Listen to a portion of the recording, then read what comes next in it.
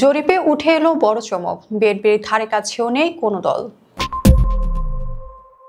ত্রয়োদশ জাতীয় সংসদ নির্বাচন যতই ঘনিয়ে আসছে, দেশের রাজনীতির মাঠ ততই উত্তপ্ত হয়ে উঠেছে।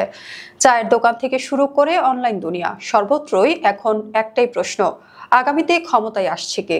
দেশের এই টানটান উত্তেজনার মধ্যে এবার সামনে এলো এক বিশাল জনমত জরিপ, যার ফলাফল আপনাকে চমকে দিতে পারে। আজকের ভিডিওতে আমরা জানবো দেশের জনগণ আগামী নির্বাচনে কাকে ক্ষমতায় দেখতে চায় এবং কোন দল কতটি আসন পেতে পারে বলে মনে করছেন।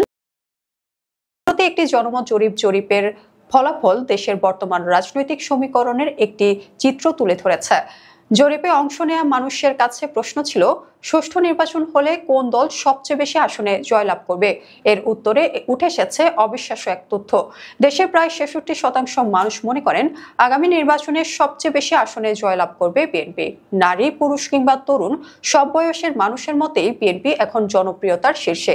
অর্থাৎ প্রতি ৩ জনের মধ্যে ২ জনই মনে করছেন ক্ষমতার পালা বদলে বিএনপি এগিয়ে। বিএনপির পরেই জনগণের পছন্দের তালিকায় দ্বিতীয় অবস্থানে রয়েছে বাংলাদেশ জামায়াতে ইসলামী। জরিপ অনুযায়ী প্রায় ২৬% মানুষ মনে করেন জামায়াত আগামী নির্বাচনে উল্লেখযোগ্য সংখ্যক আসন পাবে। অন্যদিকে টানা ১৫ বছরের বেশি সময় ক্ষমতায় থাকা আওয়ামী লীগের অবস্থান এই জরিপে বেশ নড়বড়। মাত্র ৭% মানুষ মনে করেন যে আওয়ামী লীগ আগামী নির্বাচনে বেশি আসনে জয়ী হতে পারে। জুলাই গণ অভ্যুত্থানের পর গঠিত তরুণদের নতুন রাজনৈতিক দল জাতীয় নাগরিক পার্টি বা এনসিপি কে বেছে নিয়েছেন ০.৮% মানুষ।